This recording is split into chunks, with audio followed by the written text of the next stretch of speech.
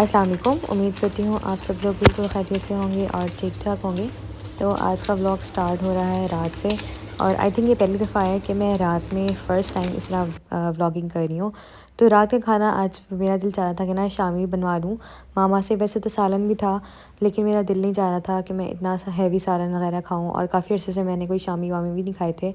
तो मैं मामा से कहती कि मुझे वो बना दें। तो यहाँ तो शुक्र है शामी ना पहले ही बने हुए रखे हुए थे, और बस उसे फ्राई करना था। तो मामा से मैंने कह दिया था, तो वो ना फ्राई कर रही थी मेरे लिए।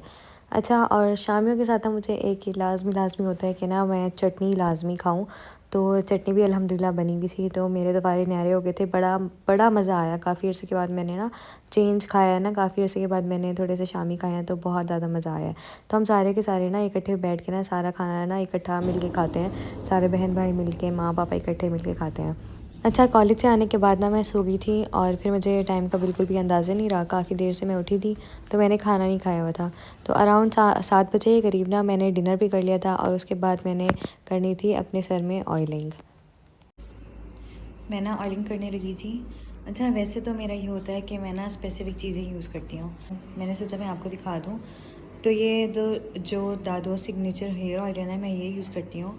और इससे क्या होता है कि वैसे तो मैं ना डिफरेंट चीज़ें यूज़ नहीं करती when it comes to hair, और मतलब इनकी चीज़ें आई ना, हेयर केयर की चीज़ें आएँ, तो मैं स्विच नहीं करती जल्दी जल्दी। तो ये वाला जो हेयर ऑयल है ना, मैंने डिफरेंट पेजेस से मंगाया था। तो ये वाला हेयर ऑयल मुझे काफ़ी सूट किया था। तो अब मैं जो है ये इसी पे स्टिक टू द वन रही हूँ, और ये तकरीबन मैं 5 से 6 महीने तक यूज़ कर रही हूँ। बीच में जो है ना, वो मैंने इसे छोड़ दिया था यूज़ करना। मैं सिंपल जो है वो मस्टर्ड ऑयल लगा रही थी, लेकिन अब मेरा हेयर फॉल ज़्यादा हो रहा था, तो मैंने सोचा कि ना इसको दोबारा यूज़ करते हैं। अच्छा, इसको मैं लगाऊंगी इस तरह कि मैं ना डबल बॉयलर मेथड, या आप अवन में गर्म करना चाहें तो इस तरह कर सकते हैं। वैसे मैं ना गर्म करके लगाती हूँ। तो डबल बॉयलर मेथड तो बहुत अच्छा है, लेकिन उसमें टाइम बहुत ज़्यादा वेस्ट होता है। तो मैं ऐसा करूँगी कि मैं ना अवन में रख लूँगी इसे, थोड़ा सा ना ऑयल निकाल के, जितनी मेरी रिक्वायरमेंट होगी थोड़ा सा ऑयल डाल के उसे अवन में गर्म कर लूँगी। अच्छा, आपने ये ज़रूर ध्यान में रखना है कि इसकी बॉटल जो है ना, वो प्लास्टिक की बॉटल है। ये लाजमी ध्यान रख लिया करें कि जब भी आप कोई भी चीज़ अवन में या माइक्रोवेव में करना चाहें, तो कोई भी चीज़ प्लास्टिक की ना रखा करें। एक तो ये होगा कि ये लीक आउट हो जाएगा सारा ऑयल, और सेकेंडली ये होगा कि जो प्लास्टिक कंपोनेंट है ना, वो सारे का सारा ऑयल में चला जाएगा, तो आपके ऑयल लगाने का कोई फ़ायदा नहीं होगा। अच्छा, इसको मैं थोड़ी देर के लिए ना, तकरीबन 1 सेकंड या 1 मिनट के लिए ना, मैं इसे माइक्रोवेव करूँगी, और ना इसे लगाऊँगी। और लगाऊँगी मैं अपनी फ़िंगर्स की टिप से। फ़िंगर्स की टिप से ना एक गरमाइश होती है।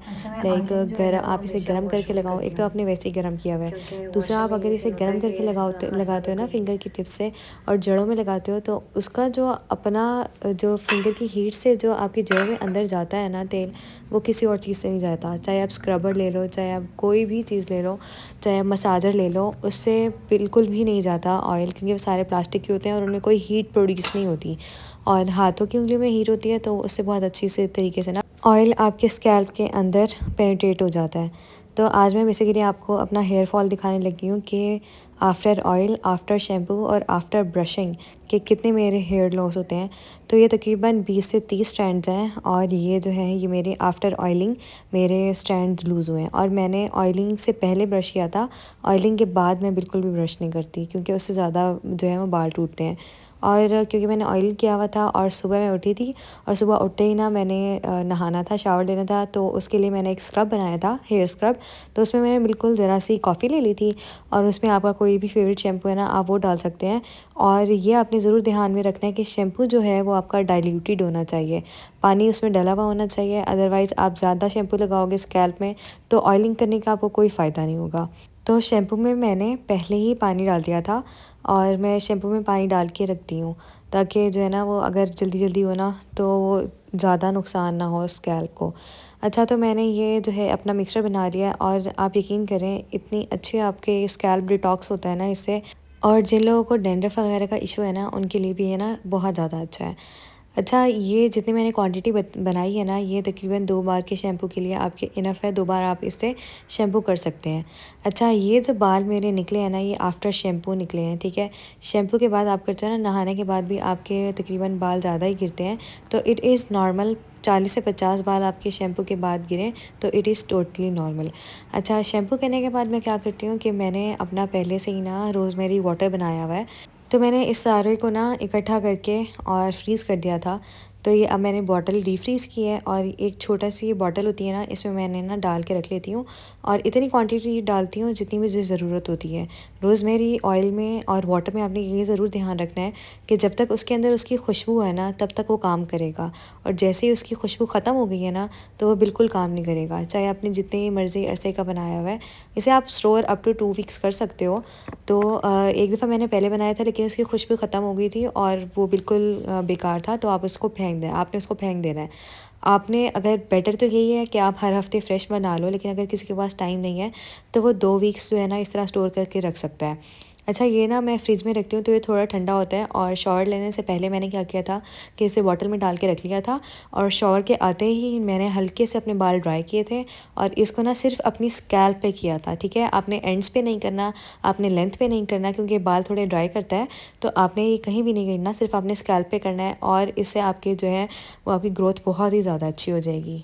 और आपने ये ज़रूर ध्यान रखना है कि आप नहाने के आने के बाद फ़ौरन ही अपने बालों में कंघा ना करें। तकरीबन 50 to 60% आपके बाल ड्राई होने चाहिए, और फिर आपने जो है वो कंघा करना है, और इससे पहले कंघा नहीं करना वरना आपके बाल बहुत टूटेंगे। तो ये जो टोटल अमाउंट है ये मेरी हेयर की जो है ना वो गिरी है, और ये आफ्टर शावर थी।